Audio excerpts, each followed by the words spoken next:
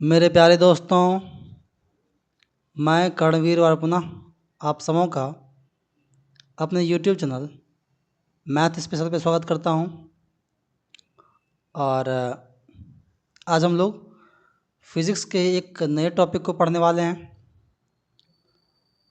जैसा कि हम लोग पहले भी देख चुके हैं कि इसका जो स्टैंडर्ड रहेगा वह 6 से लेके 12 तक का के क्लास का जो भी मटेरियल होंगे, टॉपिक्स होंगे, उसको हम लोग देखेंगे।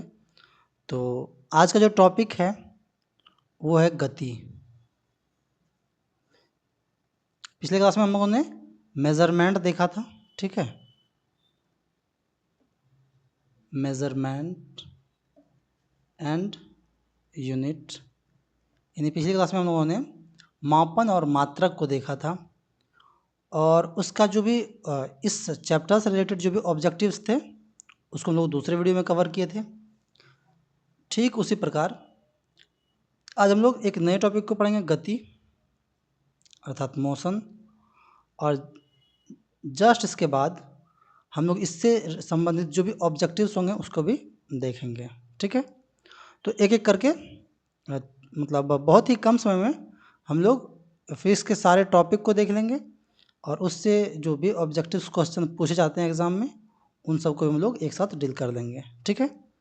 तो आइए शुरू करते हैं। आज का पहला टॉपिक जो है गति अर्थात मोशन, ठीक है। अब कोई भी चीज़ गति में कब कहलाती है, ठीक है। अगर मैं इसके डेफिनेशन की ओर देखें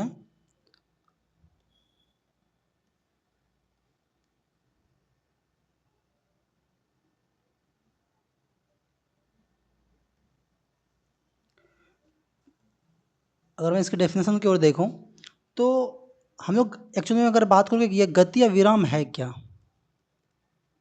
गति या विराम क्या होता है, तो मुख्य रूप से देखिए, अगर समय के साथ उसके स्थान में परिवर्तन हो रहा है तो हम लोग कहते हैं कि वह वस्तु गति में है। लेकिन यदि समय बदल रहा है और वस्तुओं के स्थान में कोई परिवर्तन नहीं हो रहा है तो उसको हम लोग बोलते हैं कि वो वस्तु विराम में है, अर्थात ये रेस्ट पोजीशन में है। और यदि समय के साथ साथ उसके स्थान में परिवर्तन हो रहा है तो वो गति में है, अर्थात वह मोशन में है। जैसे मान चलिए कि कोई कार है, अगर समय के साथ अभी एक मान लीजिए कि एक पर्टिकुलर टाइम पे कार यहाँ है, फिर ये थोड़ा सा समय के बाद कार यहाँ आ गया, फिर अगले समय कार यहाँ आ गया, फिर अगले समय कार यहाँ आ गया, तो इसका मतलब कि ये जो कार है वो गति में है। लेकिन अगर ये कार यहीं पे है और 5 मिनट के बाद भी कार यहीं पे है, 10 मिनट के बाद भी कार यहीं पे है, तो क्या हो रहा है भाई कि समय तो बदल रहा है लेकिन इसके स्थान में कोई भी परिवर्तन नहीं हो रहा है। इसलिए ये जो कार है ये रेस्ट में है, विराम में कहा जाएगा, और ये कार गति में कहा जाएगा। कोई दिक्कत? तो डेफिनेशन के तौर पे आप देख लीजिए क्या कह रहा है कि यदि वस्तु की स्थिति में समय के साथ कोई परिवर्तन नहीं होता तो वस्तु की स्थिति विराम अवस्था में कहलाती है। जैसे मेज़ पर रखी हुई वस्तु, अगर मेज़ पे कोई वस्तु रखा है तो समय बदलेगा लेकिन वो वस्तु वहीं पे रहेगा, ठीक है। और जबकि समय के सापेक्ष वस्तु की स्थिति में या स्थान में जो परिवर्तन है उसी को हम लोग क्या बोलते हैं, गति। अर्थात अगर कोई व्यक्ति गतिशील है या कोई मतलब कोई कार चल रहा है या जल पानी जो बह रहा है, ये जो भी चीज़ है, यानी जो स्थान के मतलब समय के साथ साथ उसके स्थान में परिवर्तन हो रहा है तो हम लोग कहेंगे कि वो चीज़ गति में है। अब यहाँ पे एक दो चीज़ और हम लोग थोड़ा सा गौर करते हैं। जैसे मान लीजिए अगर कोई रेलगाड़ी में कोई व्यक्ति बैठा हुआ है तो हम लोग क्या कहेंगे, तो अगर कोई मान लीजिए गाड़ी है यानी बॉगी है और यहाँ पे कोई यहाँ पे व्यक्ति बैठा है, यहाँ पे भी एक व्यक्ति बैठा है, यहाँ भी एक व्यक्ति बैठा है, ठीक है। तो यदि वो व्यक्ति बैठा हुआ है तो अन्य व्यक्ति के जो सापेक्ष है वो विराम में है, क्योंकि ये भी विराम में, ये भी विराम में है। लेकिन अगर मैं मतलब उस गाड़ी के अलावा जो जगह है उसके सापेक्ष में अगर मैं बात करूं, बाहर में अगर कोई व्यक्ति है उसके सापेक्ष में अगर मैं बात करूं, तब ये व्यक्ति गतिशील है। अब समझ में, यानी कि अगर ट्रेन के भीतर का मैं बात करूं, यदि गाड़ी के भीतर का बात करूं, तो समय बदला, लेकिन ये व्यक्ति यहाँ बैठा है तो यहीं पे बैठा है, ये व्यक्ति यहाँ बैठा है तो यहीं पे बैठा है। अगर ट्रेन के भीतर का बात करूं तो ये दोनों जो व्यक्ति हैं एक दूसरे के सापेक्ष विराम में हैं, लेकिन जो व्यक्ति बाहर में है, इस बाहर में जो व्यक्ति है उसके सापेक्ष ये गतिशील है। अब समझ में? ओके। तो कह रहा है इस प्रकार गति अथवा विरामावस्था एक दूसरे के आपेक्षिक हैं। एक ही वस्तु किसी प्रेक्षक के विरामावस्था में हो सकता है, जबकि दूसरे प्रेक्षक के लिए गति अवस्था में हो सकता है। यानी कि कोई व्यक्ति गतिशील है या कोई भी वस्तु गतिशील है या विरामावस्था में है, ये डिपेंड करता है कि जो ऑब्जर्वर है, जो प्रेक्षक है, जो देखने वाला है। आया समझ में? यानी अगर ट्रेन में दो व्यक्ति है और ये दोनों बैठा हुआ है, एक दूसरे को देख रहा है, तो ये दोनों एक दूसरे के सापेक्ष विराम में है। लेकिन अगर कोई व्यक्ति यहाँ बाहर में खड़ा है, तो अगर ये देख रहा है इसको, तो इस व्यक्ति जो बाहर में व्यक्ति है इसके सापेक्ष तो ये गतिशील है, लेकिन एक दूसरे के सापेक्ष ये दोनों विराम में है। ओके, यहाँ तक बात समझ में आ गया। अब आता है गति के प्रकार। हम लोग फटाफट इसको देखते जाएंगे। गति के प्रकार, पहला है सरल रेखीय गति, यानी रेक्टिलिनियर मोशन। जैसा कि नाम से पता चल रहा है कि अगर कोई गति एक सरल रेखा के अनुदिश हो रहा है, जब कोई वस्तु सरल रेखा के अनुदिश गति करता है तो वस्तु की इस प्रकार की गति सरल रेखीय गति कहलाता है। जैसे सीधी चलती ट्रेन की गति या प्रकाश की गति, है कि नहीं? प्रकाश सीधी गति में, सीधी रेखा में काम करता है। बंदूक से चली हुई गोली का गति, तीर से निकला हुआ धनुष की गति, धनुष से निकला हुआ तीर की गति, है कि नहीं? ये सभी क्या है भाई? सरल रेखीय गति है।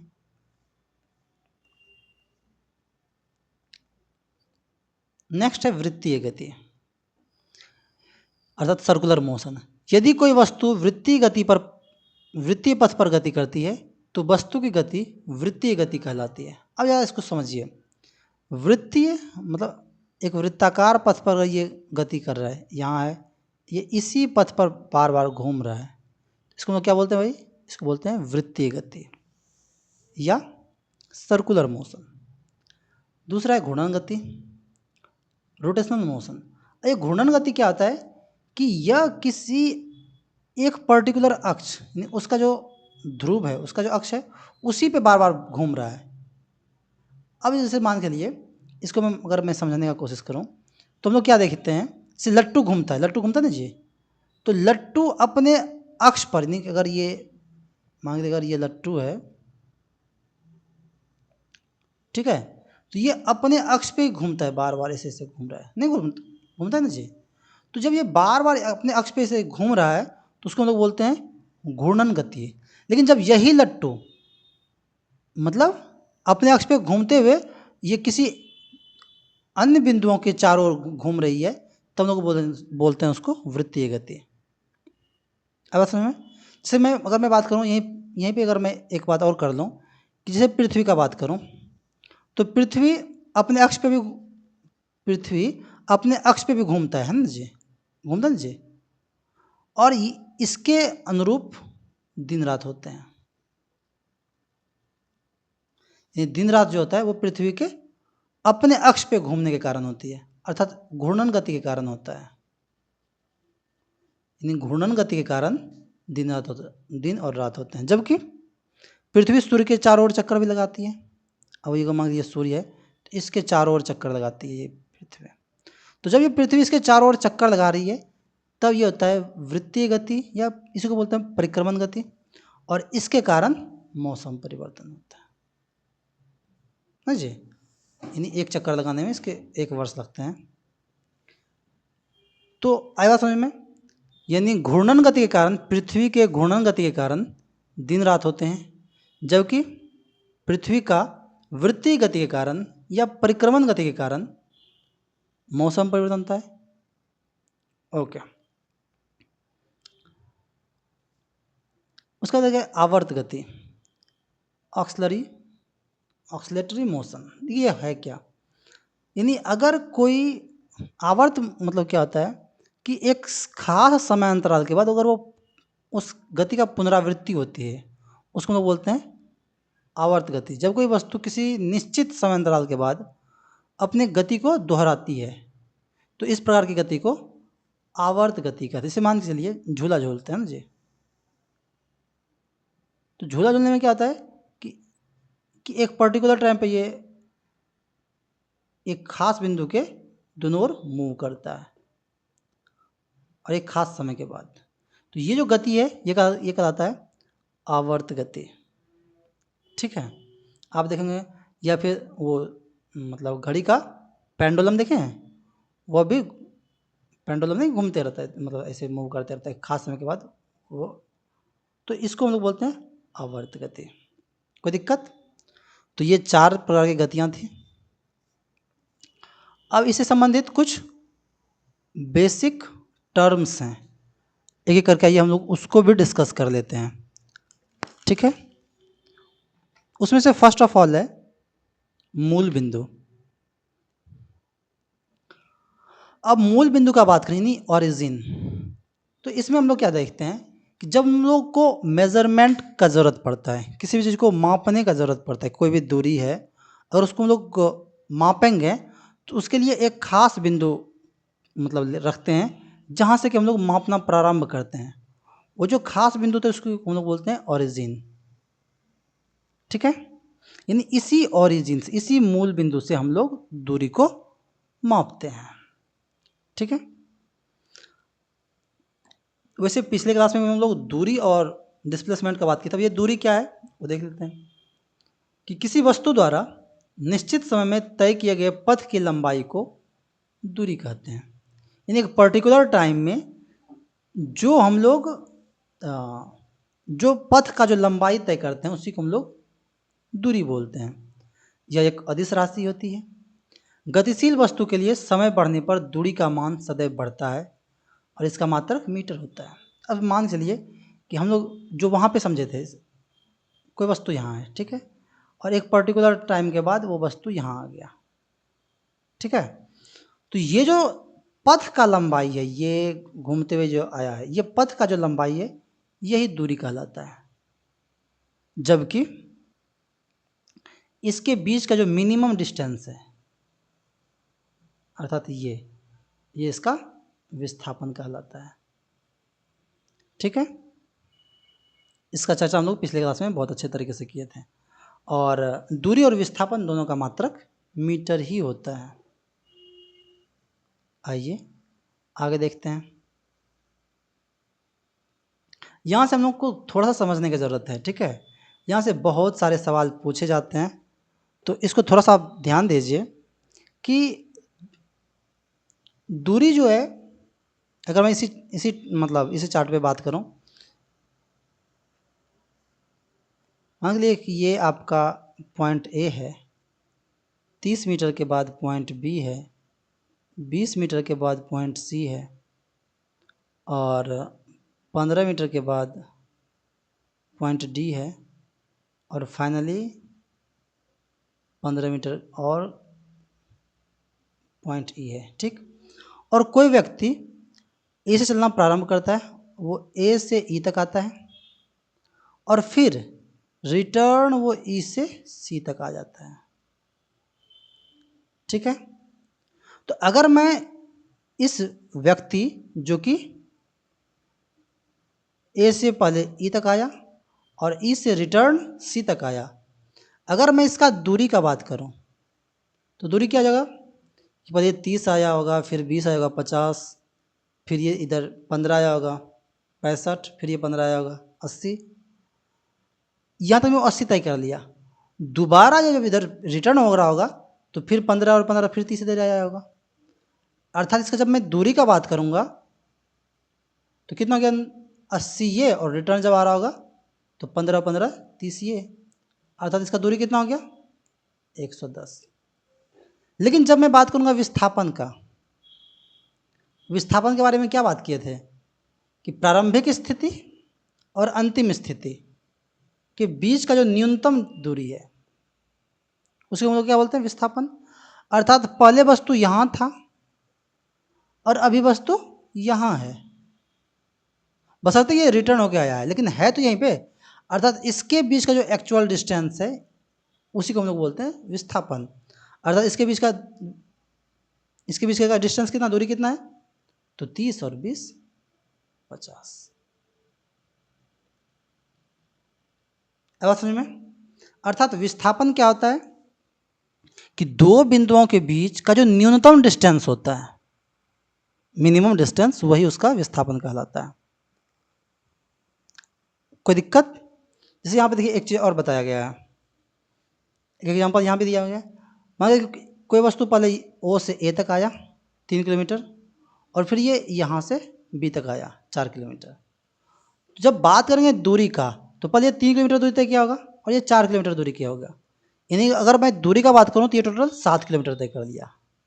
लेकिन अगर मैं विस्थापन का बात करूँ तो ये हो गया इसका प्रारंभिक स्थिति और ये हो गया इसका अंतिम स्थिति, हाँ, और इसके बीच का डिस्टेंस। तो कैसे निकालेंगे, तो ये आपका ये 3 का स्क्वायर और ये 4 का स्क्वायर, अर्थात ये 5 का स्क्वायर। कोई दिक्कत? अर्थात इसके बीच का जो दूरी हो गया वो, सॉरी, इसके बीच का जो विस्थापन हो गया वो 5 किलोमीटर हो गया, जबकि ये जो दूरी है वो 7 किलोमीटर हो गया। कोई दिक्कत? देखिए यहाँ पे दूरी और विस्थापन में मुख्यतः अंतर होता है उसको भी दे दिया गया है। हालांकि इसको हम लोग पिछले क्लास में भी बहुत अच्छे से देखा थे। दूरी है, विस्थापन है। गतिमान वस्तु द्वारा तय की गई लंबाई दूरी कहलाती है, और किसी निश्चित दिशा में वस्तु की प्रारंभिक एवं अंतिम स्थितियों के बीच की जो दूरी है वो विस्थापन कहलाती है। गतिमान वस्तु के लिए दूरी का मान ऋणात्मक तथा शून्य नहीं हो सकता, अर्थात दूरी सदैव धनात्मक होती है, जबकि गतिमान वस्तु के लिए विस्थापन का मान धनात्मक, ऋणात्मक अथवा शून्य हो सकता है। अगर इसको आप अगर समझते हैं तो देखिए, मान लीजिए अगर मैं एक पर्टिकुलर दिशा में बात करूं, अगर मैं इस दिशा के लिए बात करूं, कोई वस्तु यहाँ आया 50 किलोमीटर और फिर जो रिटर्न आ गया 70 किलोमीटर, तो पर्टिकुलर अगर मैं इस दिशा के बनिस्पत बात करूं तो ये तो उल्टा चल गया है, मतलब -20 किलोमीटर। लेकिन अगर मैं इसका डिस्टेंस का बात करूं तो 50 ये इधर आया और 70 ये इधर आया, इसका तो ये कितना हो गया, 120 किलोमीटर।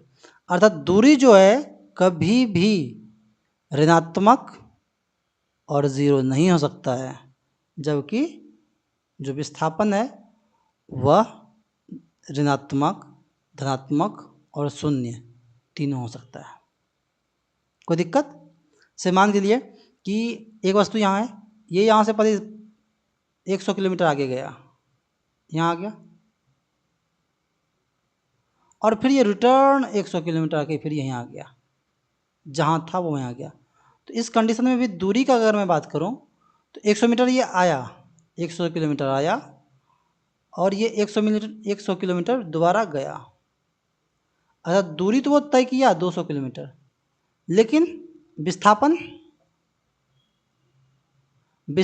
मतलब वो जहाँ था वो वहीं रह गया, अर्थात उसके बीच में कोई भी अंतर नहीं है।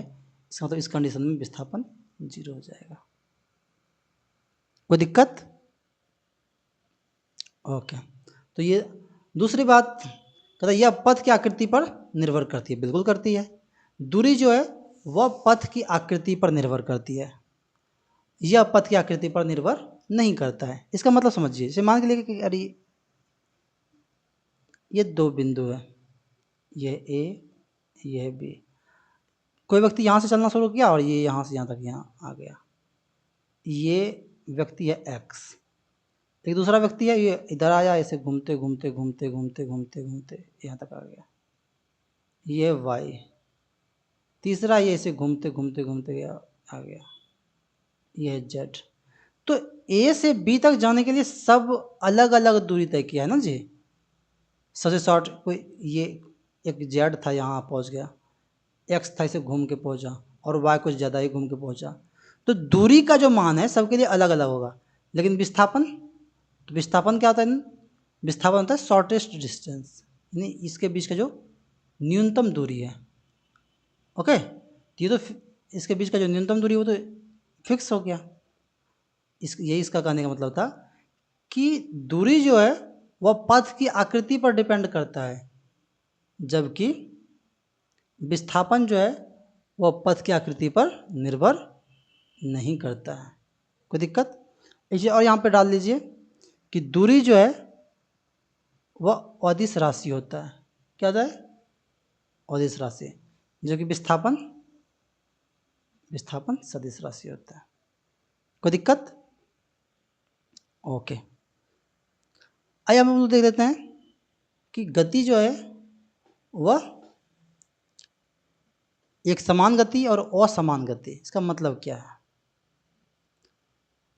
जैसे देखिए, एक समान गति और असमान गति, जैसे नाम से ही पता चल रहा है, एक समान गति मतलब कि एक खास समय अंतराल में यदि कोई वस्तु एक नियत समय अंतराल में नियत दूरी तय करता है तो उसकी गति एक समान गति कहलाती है। इसका मतलब देखिए क्या है, यानी कहने का मतलब है यदि कोई बस 1 घंटे में 50 किलोमीटर चलता है, दूसरे घंटे में 50 किलोमीटर की दूरी तय करती है, यानी कि एक खास पर्टिकुलर टाइम पीरियड के लिए उसका जो दूरी है वह समान रहता है, तो उसको हम लोग कहते हैं एक समान गति। लेकिन अगर पहले 1 घंटे के लिए, पहले 1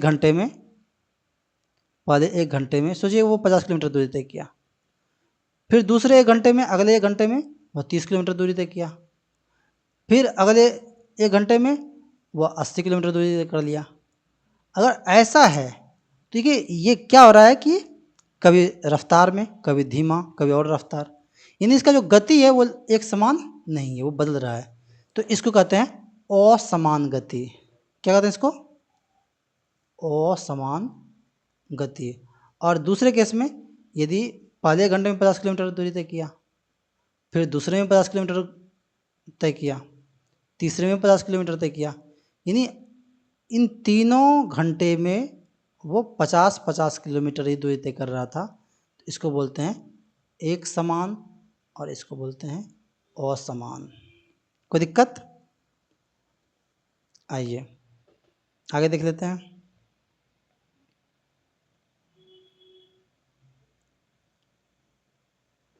चलिए, असमान गति तो समझ में आ ही गया। चाल, देखिए एक बार सिर्फ एक चीज़ को हम लोग समझेंगे, वहीं से उसको वेग से रिलेट कर देंगे, ठीक है। चाल क्या होता है? चाल बराबर दूरी बटा समय अंतराल, अर्थात अगर एक खास समय अंतराल में जो दूरी तय करती है तो दूरी और समय अंतराल का जो अनुपात होता है उसी को हम लोग चाल बोलते हैं, ठीक है। चूँकि ये भी अदिश, तो ये एक अदिश राशि होती है, इसका मात्रक मीटर पर सेकंड होता है। इस सब का चर्चा हम लोग पिछले क्लास में कर चुके थे।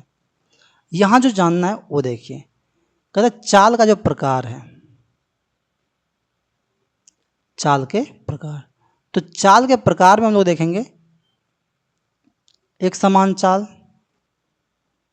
जब कोई वस्तु समान समय अंतराल में समान दूरी तय करता है तो उसको एक समान चाल कहते हैं। असमान चाल, वही बात है, अगर अलग अलग समय अंतराल में अलग अलग दूरी तय करता है तो उसको हम लोग असमान चाल कहते हैं। और औसत चाल, ये थोड़ा सा अच्छा चीज़ है। एवरेज स्पीड, एवरेज स्पीड क्या होता है कि कुल दूरी बटा कुल समय अवधि, यानी कि जो किसी खास टाइम पीरियड में जो कुल दूरी तय किया है वो, और बटा उसके द्वारा लिया गया कुल समय, इसको हम लोग बोलते हैं औसत चाल। ओके, और तात्क्षणिक चाल, इंस्टेंटेनियस स्पीड, ये क्या था कि किसी पर्टिकुलर टाइम पर, किसी विशेष क्षण पर वस्तु की जो चाल होती है उसको उसका तात्क्षणिक चाल कहते हैं, ठीक है। अब जो बात हम लोग चाल के परिप्रेक्ष्य में सीखे, सेम चीज़ वेग के परिप्रेक्ष्य में होता है। हम लोग पहले भी बात कर चुके थे, वेग अर्थात वेलोसिटी जो होता है, वेग अर्थात वेलोसिटी का क्या फॉर्मूला था तीनों? विस्थापन बटा समय। ये वही विस्थापन है, यहाँ पे दूरी की जगह पे विस्थापन हो गया है, समय तो यह है ही। तो इसका चाल, इसका मात्रक क्या हो जाएगा? मीटर पर सेकंड हो जाएगा। और दूसरी बात, ये भी सदिश होंगे। ठीक है, अब मैं वेग के प्रकार का बात करूं तो इसका भी सेम चीज़ होगा, एक समान वेग, जिसको हम लोग जस्ट सीख ही चुके हैं। फिर असमान वेग, फिर औसत वेग और तात्क्षणिक वेग। वो बाकी बिल्कुल चाल की तरह ही है, तो यहाँ पे हम लोग ज़्यादा और कुछ सीखेंगे नहीं। हाँ, चाल और वेग में थोड़ा सा अंतर है, उसको थोड़ा देख लीजिए। जो अंतर दूरी और विस्थापन में था, कुछ उस प्रकार ही चाल और वेग में भी अंतर है। इसे सुनने में तो एक ही, चाल अर्थात स्पीड, वेग अर्थात वेलोसिटी। गतिशील वस्तु द्वारा एकांक समय में तय की गई दूरी को चाल कहते हैं। एकांक समय में तय किए गए विस्थापन को वेग कहा जाता है। चाल एक अदिश राशि है और ये वेग सदिश राशि है। किसी वस्तु की चाल उसके वेग के परिमाण के बराबर अथवा अधिक हो सकता है। वेग का परिमाण चाल से अधिक नहीं हो सकता है। चलिए, ये बात हम लोग दूरी और विस्थापन के लिए भी कर सकते थे। अभी जस्ट हम लोग उसको समझने की कोशिश करेंगे। जस्ट वेट, कि जो चाल है ना, चाल उसके वेग से अधिक हो सकता है, लेकिन वेग का मान चाल से अधिक कभी नहीं होगा, क्योंकि विस्थापन जो है वो हमेशा दूरी से मतलब छोटा ही होगा। बराबर हो सकता है, बराबर हो सकता है या फिर छोटा होगा, कभी वो बड़ा नहीं होगा। क्यों नहीं होगा, अभी जस्ट देखते हैं। औसत चाल नियत रहती है, औसत वेग नियत नहीं होता, यह शून्य भी हो सकता है। जबकि जब दूरी ही शून्य नहीं हो सकती है तो चाल भी शून्य नहीं होगी। लेकिन विस्थापन तो शून्य हो सकता है, तो वेग भी मतलब शून्य हो सकता है। चाल का मान सदैव धनात्मक होता है, जैसे दूरी का मान था, लेकिन वेग धनात्मक, ऋणात्मक और शून्य तीनों हो सकता है। यानी जो अंतर वहाँ पे हम लोग देखे थे वेग के बारे में, सॉरी विस्थापन के बारे में, दूरी और विस्थापन सेम चीज़ यहाँ भी है। एक बार हम लोग चर्चा कर लेते हैं इस पॉइंट को भी, जिसका भी बात कर रहे थे, कि विस्थापन जो होता है नोनू, विस्थापन बटा समय, सॉरी विस्थापन बटा दूरी। देखिए, अभी हम लोग चर्चा कर रहे थे कि विस्थापन क्या होता है, वह मिनिमम डिस्टेंस होता है, दो बिंदुओं के बीच का जो मिनिमम डिस्टेंस होता है उसी को हम लोग विस्थापन बोलते हैं। अर्थात मैं ये कह सकता हूँ कि विस्थापन का मान कभी भी दूरी से ज़्यादा नहीं होगा।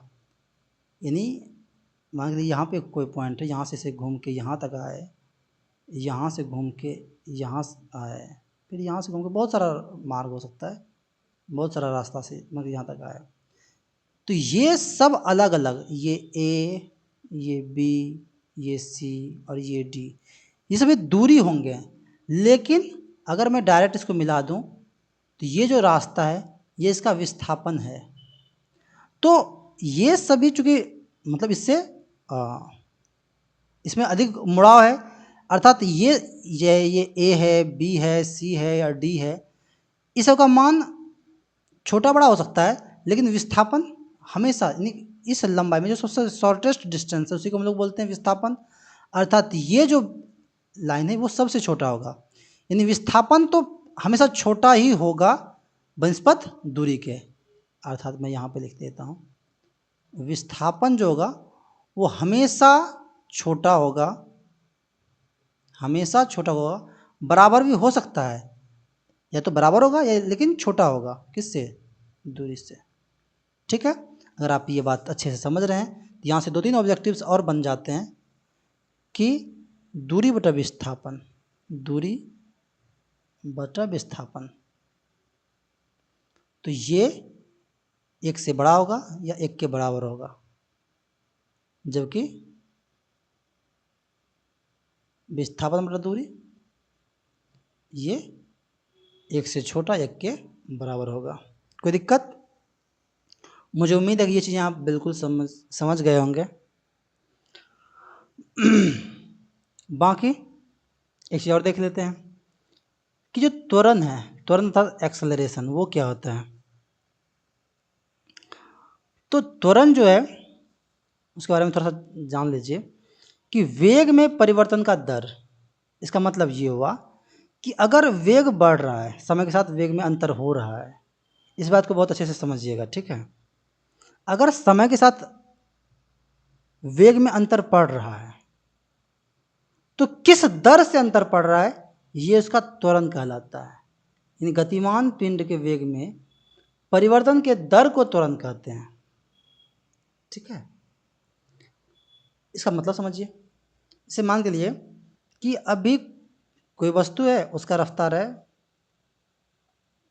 5 मीटर पर सेकेंड, ठीक है, और 4 सेकेंड के बाद 4 सेकेंड के बाद उसका रफ्तार हो जाएगा 45 मीटर पर सेकेंड। ओके, यानी शुरुआत में वो 5 मीटर पर सेकेंड था और अभी उसका रफ्तार हो गया 45 मीटर पर सेकेंड, और इसमें वो टाइम लिया कितना, 4 सेकेंड का टाइम लिया। ओके, तो वृद्धि तो है, इसमें तो वृद्धि है। कितना वृद्धि हो गया भाई, 40 का वृद्धि हो गया। लेकिन ये 40 का वृद्धि हुआ कितने समय में, 4 सेकेंड में। अर्थात 1 सेकेंड में कितना वृद्धि, 10। अर्थात इसी को जो हम लोग लिखते हैं 10 मीटर प्रति सेकंड स्क्वायर, इसका मतलब हो गया कि 1 सेकेंड में 10 मीटर प्रति सेकंड बढ़ रहा है। ये आवाज समझ में। अर्थात ये जो है ये एक्सेलरेशन है, और एक्सेलरेशन बराबर फॉर्मूला आता है v minus u by t. v क्या है, अंतिम वेग, फाइनल वेलोसिटी। u क्या है, प्रारंभिक वेग, इनिशियल वेलोसिटी। और t है टेकन टाइम, जो वो टाइम लिया है। आया समझ में। और जब हम उसको ग्राफ के तौर पे देखेंगे तो और वहाँ पे और भी बेहतर तरीके से इसको समझेंगे। और देखिए, अगर आपको फॉर्मूला नहीं रटना है तो मत रटिए, आप समझ ही तो लीजिए कि भाई त्वरण क्या है। त्वरण ये है कि वेग में परिवर्तन का दर त्वरण कहलाता है। अब मान के लिए अगर वेग में परिवर्तन नहीं हो रहा है, मान के चलिए कि कोई वस्तु 5 मीटर पर सेकंड है की रफ्तार से चल रहा है, और 4 सेकंड के बाद भी उसका रफ्तार 5 मीटर पर सेकंड ही है, यानी कि इसके वेग में कोई परिवर्तन नहीं हो गया। और जब वेग में कोई परिवर्तन नहीं होगा, अर्थात v माइनस यू बराबर 0 और बटा टी 0 बटा समथिंग वो भी 0, अर्थात उस कंडीशन में तब एक्सेलरेशन क्या आ जाएगा, 0। यहाँ से एक ऑब्जेक्टिव और हो गया कि अगर एक समान वेग से अगर कोई वस्तु गतिशील है, उसका त्वरण क्या हो जाएगा, उसका त्वरण 0 हो जाएगा। इस बात को समझा जाना ज़्यादा जरूरी है, ठीक है। अब देखिए कहता है कि त्वरण एक सदिश राशि है। जैसे यहाँ पे v आया तो ये तो वेलोसिटी है ना भाई, ये सदिश है, ये भी सदिश है। तो त्वरण एक सदिश राशि है, इसका SI मात्रक। अब चाल का अंतर तो मीटर प्रति सेकंड तो ये होगा ही, अब बटा टाइम सेकंड, तो ये हो गया मीटर प्रति सेकंड स्क्वायर। और इसका SI मात्रक क्या हो गया, मीटर प्रति सेकंड स्क्वायर। अब इसका धनात्मक मान, इसका जो मान है वो धनात्मक भी हो सकता है, शून्य भी हो सकता है, और ऋणात्मक भी होता है। सही बात है। अब एक चीज़ यहीं पे हम लोग देख लेते हैं। त्वरण जो है, जरा इसको एक बार फिर से सोचिए कि अगर मैं बात करूं त्वरण का, तो अभी क्या बात की है कि अगर एक समान वेग है, एक समान वेग मतलब अगर वेग में कोई परिवर्तन नहीं हो रहा है, तो त्वरण का मान क्या हो गया ना, त्वरण बराबर 0। अच्छा, जब असमान होगा, असमान वेग मतलब अलग अलग समय में वो उसका वेग घटते बढ़ते रहेगा, बढ़ भी सकता है और घट भी सकता है। अर्थात त्वरण का जो मान है, अगर मान के लिए कि इसका वेग बढ़ा तो धनात्मक होगा, लेकिन अगर घटा तो ऋणात्मक भी हो सकता है ना। अब मान के लिए कोई कोई गाड़ी है, उसको जब टक्कर लगता है तो क्या होता है, उसका रास्ता मतलब धीरे होने लगता है कि नहीं? या कोई कोई मतलब कोई भी चीज़ है, कोई ट्रेन जा रही है, जब उसमें हम लोग ब्रेक लगाते हैं ना जी, तो उसका रास्ता धीरे धीरे घटता है। अर्थात जो त्वरण जो है वह असमान वेग के लिए धनात्मक भी हो सकता है और ऋणात्मक भी हो सकता है, और इसी ऋणात्मक त्वरण को मंदन बोलते हैं। क्या बोलते हैं? मंदन, रिटार्डेशन। रिटार्डेशन। और त्वरण को बोलते हैं एक्सेलरेशन। कोई दिक्कत आया समझ में? अगर समझ में आया तो अच्छी बात है, और अगर अभी भी समझ में नहीं आया तो हम लोग जब ग्राफ देखेंगे तो वहाँ पे इसको और बेहतर तरीके से डील कर पाएंगे। आया देखिए, त्वरण के प्रकार, वही सेम बात जिसका हम लोग चर्चा किए अभी। एक समान त्वरण, यदि किसी गतिशील पिंड के वेग समान समयांतरालों में समान परिवर्तन होता है तो पिंड की गति में उत्पन्न त्वरण एक समान त्वरण कहलाता है। इसका मतलब ये हुआ कि इसका जो रफ्तार है ना, वो लगातार मतलब एक खास पर्टिकुलर मतलब समय पीरियड में, समय अंतराल में, चाहे वो वृद्धि या कमी जो भी हो, वो समान रहे, तो उसको बोलते हैं हम लोग एक समान त्वरण।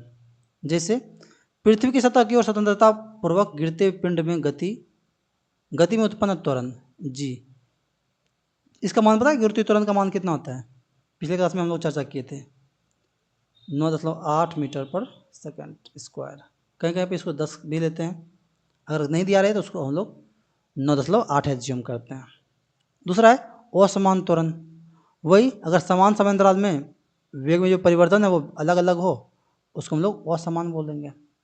और औसत, किसी वस्तु के वेग में कुल परिवर्तन तथा उसमें लगे कुल समय का जो अनुपात है वो एवरेज एक्सेलरेशन, औसत त्वरण कहलाता है।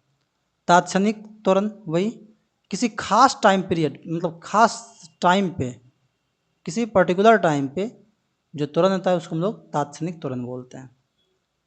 ठीक है, ये कुछ गति के समीकरण है, ये आपको याद रखना है। ठीक है, क्योंकि इसी का इस्तेमाल हम लोग जब गुरुत्वीय वाला चैप्टर में जाएंगे, गुरुत्वाकर्षण में जाएंगे, तो सेम चीज़ का इस्तेमाल करेंगे। मैं एक बार फिर से हाईलाइट कर देता हूँ। v बराबर फॉर्मूला आता है u प्लस ए टी, और ये फॉर्मूला जब ये आए, जस्ट हम लोग अभी सॉल्व कर रहे थे ना, एक एक्सेलरेशन वाला फॉर्मूला था v minus you by T था ना जी। अगर मुझे ये v निकालना तो ये a इधर आ जाएगा तो ए टी बन जाएगा, और ये माइनस यू इधर के प्लस यू हो जाएगा, अर्थात v बराबर u प्लस ए टी। एक फार्मूला हो गया। दूसरा फार्मूला देखिए, s बराबर U T plus half A T square. S समझ में आता है? एस मतलब दूरी, यू मतलब प्रारंभिक वेग इनिशियल वेलोसिटी, टी मतलब टाइम, और ए मतलब एक्सेलरेशन। दूरी का एक और फॉर्मूला था, वी स्क्वायर बराबर यू स्क्वायर प्लस 2as। यहाँ से भी आप एस निकाल सकते हैं, दूरी निकाल सकते हैं। ठीक है, कई मरतबा हम लोग यहाँ से एस बराबर एक और फॉर्मूला आ गया ना जी, V square minus U square बटा 2a। इसी को हम लोग लिख सकते हैं V plus U into V minus U बटा 2a। कोई दिक्कत? और एक चीज़ और है कि टीवें सेकंड में तय की गई दूरी, यानी एस टी, टीवें सेकंड में तय की गई का फॉर्मूला होता है u plus half a two t minus 1। Okay, तो मुझे लगता है यहाँ तक आपको चीज़ें समझ में आ गई। ये देखिए, गुरुत्वाकर्षण में जो इसी चीज़ का इस्तेमाल करेंगे, तो जहाँ जहाँ ये ए है वहाँ वहाँ जी हो जाएगा, जी बोले तो गुरुत्वीय त्वरण, तो बाकी फार्मूला सेम हो जाएंगे। ठीक है, अब आइए जिस ग्राफ का हम लोग चर्चा कर रहे थे, उस ग्राफ इस फॉर्मूले को आप लोग अच्छे से रट भी लीजिए, क्योंकि जब हम लोग न्यूमेरिकल सॉल्व करेंगे तो वहाँ हम लोग इसी बात का इस्तेमाल करेंगे। ठीक है, देखिए कई बार डायरेक्ट ग्राफ से सवाल आया है, इसीलिए ग्राफ ज़्यादा महत्वपूर्ण हो जाता है। ठीक है, अभी के समय में ग्राफ से डायरेक्ट सवाल पूछा जा रहा है, इसलिए आपके लिए ये ग्राफ को जानना समझना बहुत ज़रूरी है। पहला है दूरी समय ग्राफ। तो दूरी और समय का जो ग्राफ है वो हमेशा चाल देता है, ठीक है। समय के साथ किसी वस्तु की स्थिति परिवर्तन को दूरी समय ग्राफ द्वारा व्यक्त किया जाता है। इस ग्राफ में समय को एक्स अक्ष पर और दूरी को वाई अक्ष पर व्यक्त किया जाता है। दूरी समय ग्राफ के प्रयोग वस्तु की चाल जानने के लिए भी करते हैं। इसको विभिन्न अवस्थाओं में इस प्रकार व्यक्त किया जाता है। अगर ये दूरी है और ये समय है, अब इसको समझने की कोशिश कीजिए। मान के चलिए इस यहाँ पे इस समय पे कोई वस्तु इतना दूरी तय किया, समय बढ़ा दिए, समय मान लीजिए यहाँ तक कर दिए। अब वस्तु क्या होती, कितना दूरी तय करने लगा, इतना, इस दूरी पे है, ठीक है। यानी कि जैसे से हम लोग समय बढ़ा रहे हैं तो मेरा दूरी का मान बढ़ रहा है। तो दूरी और समय का ग्राफ क्या देता है, दूरी और समय का ग्राफ वो चाल देता है। अब देखिए ये जो है जितना समय अंतराल ले रहे हैं उतना ही इधर दूरी बढ़ रहा है। यानी खास समय पीरियड के लिए दूरी का जो अनुपात है वो बराबर बराबर है, इसलिए इसको हम लोग बोलते हैं एक समान चाल, ठीक है। इसको क्या बोलते हैं, एक समान चाल। अब दूसरे ग्राफ में देखिए,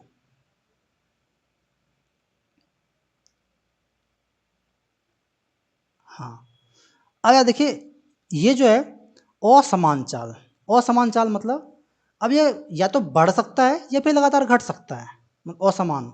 अब इसका मतलब क्या हुआ, ये आई देखिए, अगर मैं यहाँ से शुरू करता हूँ और थोड़ा सा टाइम पीरियड को देखूँ, इतना सा टाइम पीरियड लेता हूँ,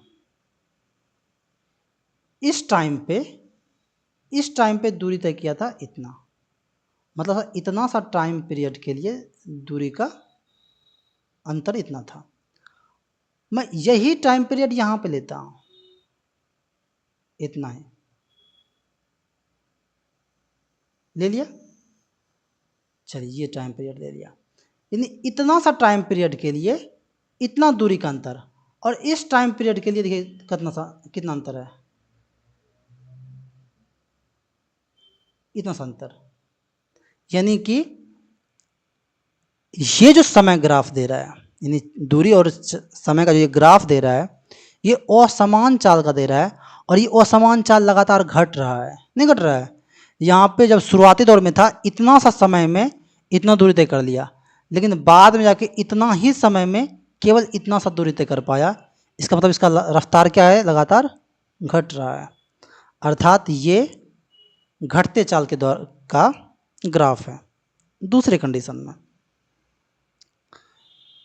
अगर मैं यहाँ तक समय पीरियड का देखूँ, यहाँ से यानी इतना समय पीरियड के लिए चाल में देखिए कितना सा, मतलब दूरी में कितना सा का अंतर है, इतना सा का अंतर है।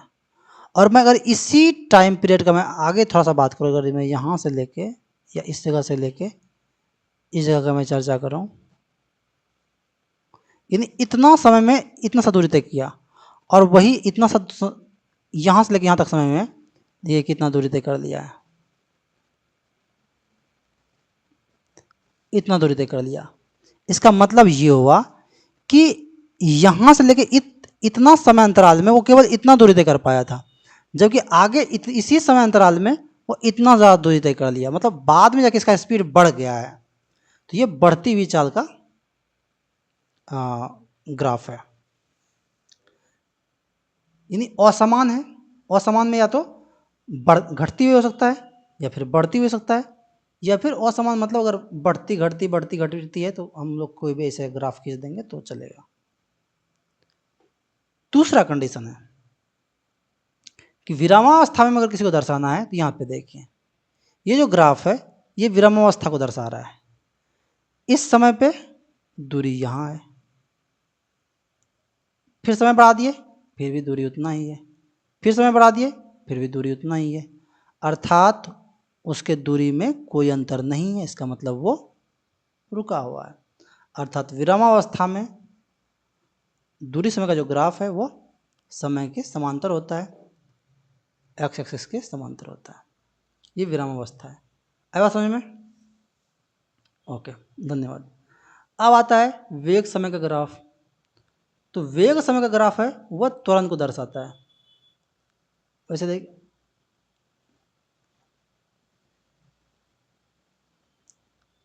दूरी और समय का ग्राफ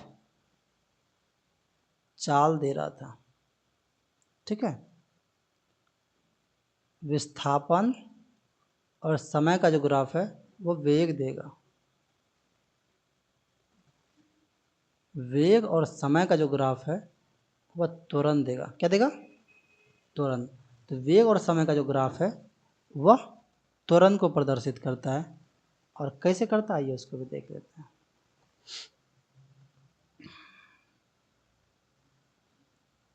चलिए, अब यहाँ पे ध्यान दीजिए। इसको विभिन्न अवस्थाओं में निम्नलिखित प्रकार से व्यक्त किया जाता है। जब कोई वस्तु एक समान वेग से गतिमान होती है तो समय के साथ वेग समय ग्राफ की ऊंचाई में कोई परिवर्तन नहीं होगा और यह एक्स एक्सिस के समांतर होती है। देखिए, इसको पढ़ लिए, लेकिन इसको समझिए ज़रा। समझना देखिए कितना ज़रूरी है। इसका कहने का मतलब क्या हुआ कि जब कोई वस्तु एक समान वेग से गतिमान है, वेग फिक्स है, तो समय के साथ वेग समय ग्राफ की ऊंचाई में कोई परिवर्तन नहीं होगा। अर्थात इस समय पे वेग यही है, अगले समय पे भी वेग यही है, और अगले समय पे भी वेग यही है। मतलब समय लगातार बढ़ रहा है लेकिन वेग में कोई परिवर्तन नहीं हो रहा है। इसी को बोलते हैं एक समान वेग। क्या कहते हैं? एक समान वेग। और जब एक समान वेग होता है तो त्वरण क्या होता है? त्वरण का मान 0 होता है। त्वरण 0 का भी ग्राफ सेम होगा। ओके, ये एक समान वेग था और त्वरण 0 था। अब एक समान त्वरण का अगर मैं बात करूं तो एक समान त्वरित गति के लिए जो वेग समय का ग्राफ है वो कुछ इस तरह से होगा। आप एक समान वेग और एक समान त्वरण दोनों अलग अलग चीज़ है। जैसे एक समान वेग होगा तो वहाँ उसका त्वरण का मान क्या जाएगा? 0। अब ये कह रहा है कि अगर त्वरण कांस्टेंट रहे, त्वरण का जो मान है वो कांस्टेंट है, कुछ रहे, एक समान रहे, तो ये जो ग्राफ है ये एक समान त्वरण को दर्शाता है। किसको दर्शाता है? एक समान त्वरण को। बाकी दोनों ग्राफ को समझा चुके हैं पहले ही कि ये घटते हुए को दर्शाएगा, घटते हुए को दर्शाएगा, ये बढ़ते हुए को दर्शाएगा, और ये असमान। ठीक है। अब वेग और समय का जो ग्राफ है वहाँ से हम लोग विस्थापन भी कभी कभी निकाल सकते हैं, विस्थापन भी निकालते हैं। तो उस वेग और समय का जो ग्राफ का जो क्षेत्रफल है वो हम लोगों को विस्थापन निकालने में मदद करता है, फिर वो हम लोगों को विस्थापन देता है। ठीक है। यहाँ पे देखिए, अगर इस टाइम पे कोई वस्तु यहाँ था और अगले ही टाइम पे वस्तु यहाँ है तो ये जो क्षेत्र है ना, ये तो इसका क्षेत्रफल निकालेंगे, ये इसका विस्थापन कहलाएगा। अब थोड़ा एक चीज़ और देख लीजिए, आपेक्षिक गति। ये जानना बहुत ज़रूरी है, ठीक है, और इसको समझना थोड़ा ज़रूरी है। रिलेटिव वेलोसिटी,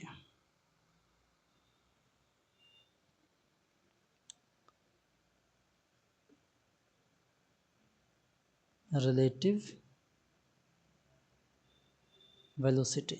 देखिए, कोई वस्तु गतिशील है तो अच्छी बात है, लेकिन अगर दो वस्तु गतिशील है तो एक दूसरे के सापेक्ष जो उसका गति होता है उसको हम लोग बोलते हैं आपेक्षिक गति। एक वस्तु का दूसरी वस्तु के सापेक्ष समय के साथ स्थिति में परिवर्तन की दर एक वस्तु की दूसरी वस्तु के प्रति सापेक्ष वेग अथवा आपेक्षिक वेग कहलाता है। अब इसका मतलब क्या हुआ है ये उसके बारे में थोड़ा सा चर्चा करते हैं।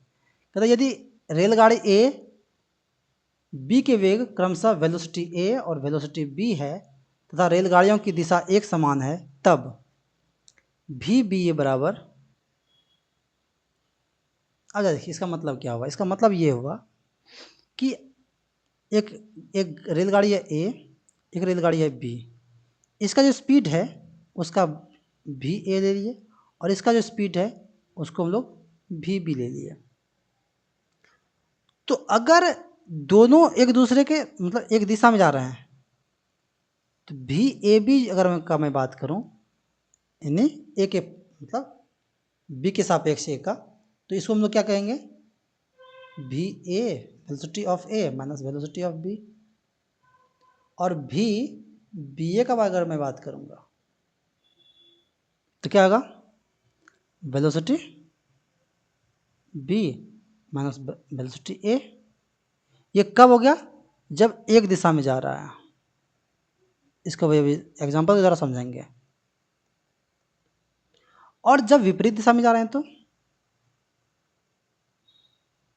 विपरीत दिशा में अगर जा रहा है तो भी ए बी बराबर होता है भी ए प्लस भी बी। इसका मतलब समझ लीजिए तो कहानी एकदम बिल्कुल साफ हो जाएगी। हम इसको एग्जांपल के थ्रू समझने की कोशिश करें। एक व्यक्ति है ए और उसका रफ्तार है, उसका जो गति है वो है 60 किलोमीटर प्रति घंटा, और दूसरा व्यक्ति बी और उसके बीच उसका जो रफ्तार है उसका है मान लीजिए 45 किलोमीटर प्रति घंटा। अगर एक दिशा में जाएगा, अगर एक दिशा में जाएगा, अगर मैं बोलूं कि बी के सापेक्ष तो ए का तो इसका तो गति ज़्यादा है। तो अगर मैं मतलब ए का सापेक्ष में बी का अगर गति कहूँ तो ए का गति ज़्यादा है किससे, बी से।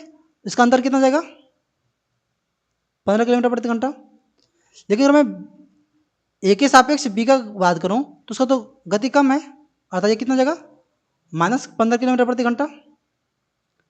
लेकिन जब विपरीत दिशा में बात करूंगा, विपरीत दिशा मतलब कि एक व्यक्ति इधर गया था 60 किलोमीटर प्रति घंटा से और एक व्यक्ति इधर जा रहा था, तो होगा क्या कि हर घंटा में एक व्यक्ति इधर 45 किलोमीटर जा रहा है, इधर एक इधर 60 किलोमीटर जा रहा है। यानी एक घंटे के बाद इसके बीच का जो डिस्टेंस वो लगातार क्या हो जाएगी, बढ़ते जाएगी। और वो कितना, यानी एक घंटे में 60 किलोमीटर ये इधर गया और 45 किलोमीटर इधर। इसका मतलब इसके बीच का डिस्टेंस कितना हो गया, 105 किलोमीटर प्रति घंटा। यानी हर घंटे में इसके बीच का जो डिस्टेंस है वो 105 किलोमीटर प्रति घंटा की रफ्तार से वो बढ़ते जाएगा। इसलिए अगर विपरीत दिशा में चाल होगा तो दोनों का चाल जुट जाता है। अगर एक दिशा में होगा तो चालों का सिर्फ अंतर होता है। इतना बात समझ में आया। हालांकि मैथमेटिक्स में भी जब हम लोग पढ़ रहे थे स्ट्रीम बोट एंड स्ट्रीम, तो वहाँ पे भी हम लोग इस बात का चर्चा किए थे। ठीक है, आइए अब एक बार देख लेते हैं समतल में गति। समतल में जो गति है उसके बारे में थोड़ा सा देख लीजिए। यदि किसी वस्तु पर आरोपित बल की दिशा वस्तु के प्रारंभिक वेग की दिशा से भिन्न हो तो वस्तु के वेग का परिमाण एवं दिशा दोनों ही समय के साथ परिवर्तित होते रहते हैं तथा वस्तु वक्र पथ पर गति करती है। तब इस प्रकार की गति को समतलीय गति या द्विविमीय गति कहते हैं। उदाहरण प्रक्षेप गति, वृत्तीय गति आदि। इसका मतलब समझिए। देखिए क्या है कि जब गति दो अलग अलग दिशाओं में हो, टू डायमेंशन उसी को बोलते हैं। जब एक्स और वाई एक्सिस दोनों पे एक साथ हो, एक साथ बदलाव हो, उसको हम लोग टू डायमेंशनल गति बोलते हैं। ठीक है, द्विविमीय गति। उसी में से एक होता है प्रक्षेप गति, इसको बोलते हैं प्रोजेक्टाइल मोशन। प्रोजेक्टाइल मोशन जब किसी वस्तु को पृथ्वी के तल अथवा इसके समीप किसी बिंदु से किसी प्रारंभिक वेग से ऊर्ध्वाधर से भिन्न किसी दिशा में फेंका जाता है तो वस्तु की गुरुत्व के अंतर्गत एक वक्र पथ के अनुदिश गति करती है। पिंड की गति को प्रक्षेप गति या प्रोजेक्टाइल मोशन कहते हैं। अब ज़रा सोच के देखिए ये क्या कहना चाह रहा है। ये कहना ये चाह रहा है कि एक बिंदु मान लीजिए तल पे एक बिंदु ये ले लिए, अगर आप इसको बिल्कुल ऊर्ध्वाधर फेंकिएगा, ऊर्ध्वाधर मतलब बिल्कुल वर्टिकल, तो जब वर्टिकल आप फेंकिएगा तो ये एक समय के बाद पुनः इसी पथ पे आ जाएगा और ये यहीं पे गिर जाएगा। लेकिन अगर आप इसको थोड़ा सा भी वर्टिकल के अलावा किसी साइड में फेंकिएगा, मान लीजिए इधर फेंकिएगा, तो ये चूंकि ग्रेविटेशनल एक्सेलरेशन तो नीचे की ओर लग रहा है, तो वो जो एक्सेलरेशन है वो लगातार इसके पथ जो है उसको वक्र कर देगा और ये खास समय पे जाके ये गिर जाएगा। ठीक है, जरूरी नहीं कि आप इधर, मान लीजिए अगर इसको इधर मूव कर देंगे तो ये थोड़ा सा इधर जाएगा और ये इधर आके गिर जाएगा। ठीक है, यहाँ तक कोई दिक्कत है? तो इससे जो जिस भी एंगल से यहाँ पे फेंक रहे हैं, अगर ये थीटा है या इधर भी ये थीटा है, ठीक है। अब ये जो गति कहलाता है, यानी वर्टिकल के अलावा और किसी भी दिशा में फेंकें तो ये जो गति कहलाता है, इसी को बोलते हैं प्रक्षेप गति, इसी को बोलते हैं प्रोजेक्टाइल मोशन। ठीक है, तो अब इसमें से दो तीन बातें हैं, इसको बहुत अच्छे से समझते हैं, आपको अच्छे से समझ में आएगा कि जहां से फेंके और जहां पे जाके गिरा, यानी ये क्या इसका इनिशियल स्टेट, ये क्या फाइनल स्टेट। ठीक है, इसको क्या बोलते हैं? परिसर। क्या बोलते हैं इसको? परिसर बोलते हैं। ठीक है, पहली बात, ये जो पथ तैयार हुआ, जब इसको किसी भी एंगल पे फेंके तो ये एक पथ के अनुदिश आगे गिरा। ये जो पथ हुआ, जो पथ तैयार हुआ, इसी को बोलते हैं प्रोजेक्टाइल पाथ या प्रक्षेप पथ।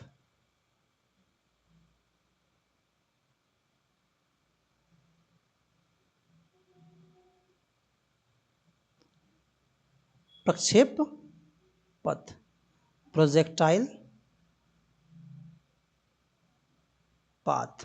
कोई दिक्कत? ये परवलयाकार है। ठीक है, अब एक है प्रक्षेप या उड्डयन काल।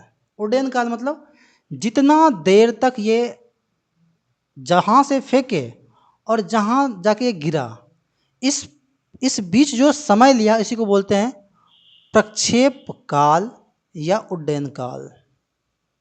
ठीक है, टी बराबर फॉर्मूला होता है, इसका फॉर्मूला होता है टी बराबर 2u साइन थीटा बटा ग्रेविटेशनल एक्सेलरेशन अर्थात जी। यू इनिशियल वेलोसिटी है, साइन तो जाना है, थीटा ये एंगल है। दूसरा होता है प्रक्षेप की ऊंचाई, हाइट। ये जो मैक्सिमम हाइट, ये जो लंबाई, जो कि मैक्सिमम हाइट जो ये ग्रहण करता है, मैक्सिमम ऊंचाई, यानी जो उड्डयन पाथ जो है, प्रक्षेप पथ का जो मैक्सिमम ऊंचाई होती है, उसी को हम लोग बोलते हैं प्रक्षेप की ऊंचाई अर्थात हाइट। इसका फॉर्मूला होता है एच बराबर you square sine square theta बटा 2g। ओके, अब यहाँ से देखिए जो कुछ क्वेश्चंस पूछे जाते हैं वो किस प्रकार पूछे जाते हैं, इस पर हम लोग अभी जस्ट थोड़ा सा चर्चा करेंगे। हालांकि अगले चैप्टर में हम लोग इसके क्वेश्चंस को भी देखेंगे। और तीसरा है प्रक्षेप का परास, अर्थात जिसको भी हम बोल रहे थे परिसर, कि ये जो ऊंचाई है, मतलब प्रारंभिक स्थिति है और जो अंतिम स्थिति है, उसके बीच का जो लंबाई है या उसके बीच की जो दूरी है, उसी को हम लोग परास बोलते हैं। अर्थात वस्तु अपने उड्डयन काल के दौरान जितनी क्षैतिज दूरी तय करती है, उसे ही वस्तु का क्षैतिज परास अथवा प्रक्षेप का परास बोलते हैं। ये ठीक है, रेंज, ये हो गया रेंज आपका, ये प्रोजेक्टाइल पाथ, ये हो गया एंगल। चलिए यहाँ तक में आपको संभवतः कोई दिक्कत नहीं होगा, लेकिन आपके क्वेश्चन क्या पूछे जाते हैं उसको थोड़ा सा ध्यान दीजिए। क्वेश्चन पूछे जाते हैं, ये परास का जो फॉर्मूला था वो भी देख लीजिए। परास का फॉर्मूला आता है यू स्क्वायर साइन 2 थीटा बटा जी, ये साइन 2 थीटा होता है। अब ज़रा ध्यान दीजिए, यहाँ पे दो क्वेश्चंस बार बार पूछे जाते हैं। एक कि किस एंगल पर फेंका जाए कि मैक्सिमम ऊंचाई प्राप्त करें, और किस एंगल पर फेंका जाए कि मैक्सिमम दूरी प्राप्त करें। ओके, मैक्सिमम ऊंचाई प्राप्त करें अर्थात ये h, और मैक्सिमम दूरी प्राप्त करें अर्थात r। दोनों में साइन लगा हुआ है। साइन का जो मैक्सिमम वैल्यू होता है वो होता है 1, हमेशा याद रखिए, और वो एक होता है साइन 90 डिग्री बराबर, अर्थात मुझे ये 90 रखना पड़ेगा, मुझे ये भी 90 रखना पड़ेगा, है कि नहीं? हाँ, तो अगर मुझे मैक्सिमम ऊंचाई प्राप्त करना है तब हमको 90 डिग्री पे फेंकना पड़ेगा। कितने डिग्री पे फेंकना पड़ेगा? 90 डिग्री।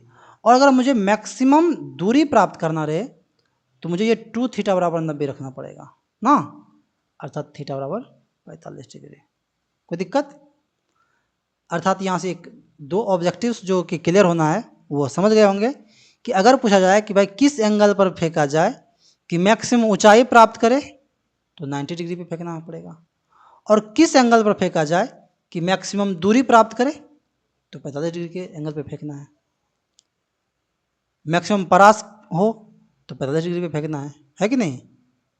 ओके, चलिए यहाँ तक में आप संभवतः आपको कोई दिक्कत नहीं हो रहा होगा। अब ज़्यादा कुछ है नहीं, थोड़ा सा चीज़ समझ लीजिए वृत्तीय गति के बारे में। जब कोई वस्तु किसी वृत्त की परिधि के अनुदिश गति करती है तो इस गति को वृत्तीय गति अर्थात सर्कुलर मोशन कहते हैं। यदि एक वस्तु एक समान चाल से वृत्तीय पथ पर गति करती है तब इस गति की को एक समान वृत्तीय गति यूनिफॉर्म सर्कुलर मोशन कहते हैं। उदाहरण के लिए चंद्रमा में पृथ्वी की गति, पृथ्वी के चारों ओर वृत्तीय कक्षा में घूर्णन करता उपग्रह आदि। जब कोई वस्तु वृत्तीय पथ पर नियत चाल से गति करता है तो इसकी गति की दिशा लगातार परिवर्तित होती है। वेग में परिवर्तन केवल गति की दिशा में परिवर्तन के कारण होता है, इसलिए वृत्तीय पथ में गति एक त्वरित गति है। अच्छा देखिए यहाँ पे हम लोग वेग इसलिए भी नहीं इसको बोलते हैं क्योंकि इसका जो दिशा है डायरेक्शन वो हमेशा लगातार चेंज होते रहता है। ठीक है, आज के वृत्तीय गति के भी कुछ टर्म्स हैं, आइए उसके बारे में चर्चा करते हैं। एक आवर्तकाल, यानी एक वृत्तीय गति में एक वृत्तीय पथ को जो पूरा करने में जो समय लगता है उसको हम लोग आवर्तकाल बोलते हैं। आवृत्ति, वृत्तीय गति में कोई कण वृत्तीय पथ पर 1 सेकंड में जितने चक्कर लगाता है वह कण की आवृत्ति कहलाती है। इसका मात्रक हर्ट्ज होता है। आवृत्ति का मात्रक हर्ट्ज होता है, वो तो हम लोग जानते हैं, वो हम लोग ध्वनि में भी थोड़ा सा देखे थे। कोणीय विस्थापन, कोणीय विस्थापन क्या होता है कि एक समान वृत्तीय गति करते हुए वृत्त के त्रिज्य सदिश द्वारा वृत्त के केंद्र पर अंतरित किया गया कोण उस वस्तु का कोणीय विस्थापन कहलाता है। अर्थात जो विस्थापन है और उसका जो त्रिज्या का जो रेशियो है उसको हम लोग कोणीय विस्थापन बोलते हैं, और इसका मात्रक क्या होता है? रेडियन होता है। नेक्स्ट, कोणीय वेग अर्थात एंगुलर वेलोसिटी। वृत्तीय गति में किसी वस्तु के समय के सापेक्ष कोणीय विस्थापन में परिवर्तन के दर को उस वस्तु का कोणीय वेग का, देखिए सीधी सी बात है, विस्थापन और समय का जो रेशियो है वो वेग बताता है, तो कोणीय विस्थापन और समय का जो अंतराल मतलब जो रेशियो होगा और कोणीय वेग देगा, सीधी सी बात है। और इसका मात्रक क्या होता है? इसका मात्रक होता है रेडियन पर सेकेंड। कोणीय विस्थापन का रेडियन था और ये कोणीय विस्थापन और ये है, तो इसका हम लोग का क्या हो जाएगा? कोणीय वेग का जो मात्रक है वो क्या हो गया? रेडियन पर सेकेंड। कोई दिक्कत? उसका बाद कोणीय त्वरण, सेम चीज, कोणीय वेग और समांतराल जो होगा वह यहाँ पे आप ये त्रिज्या की जगह पे समय कर दीजिए। ठीक है,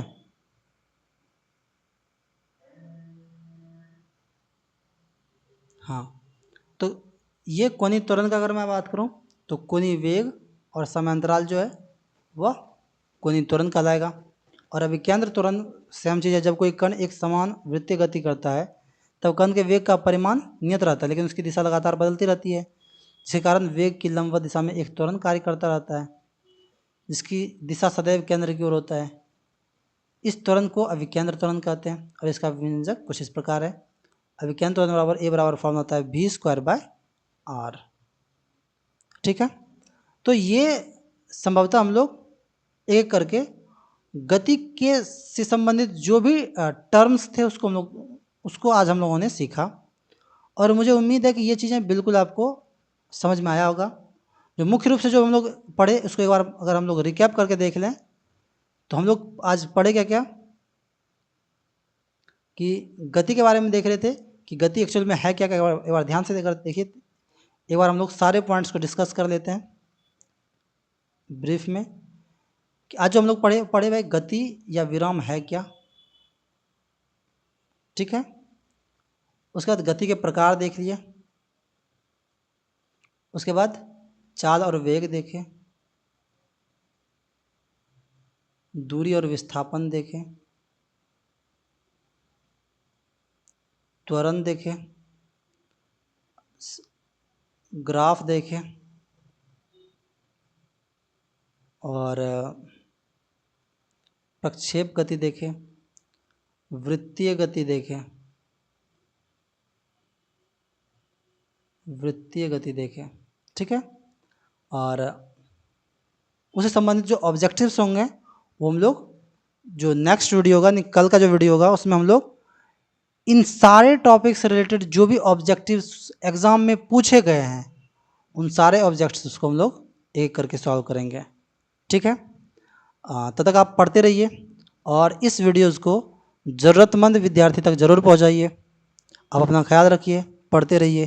धन्यवाद।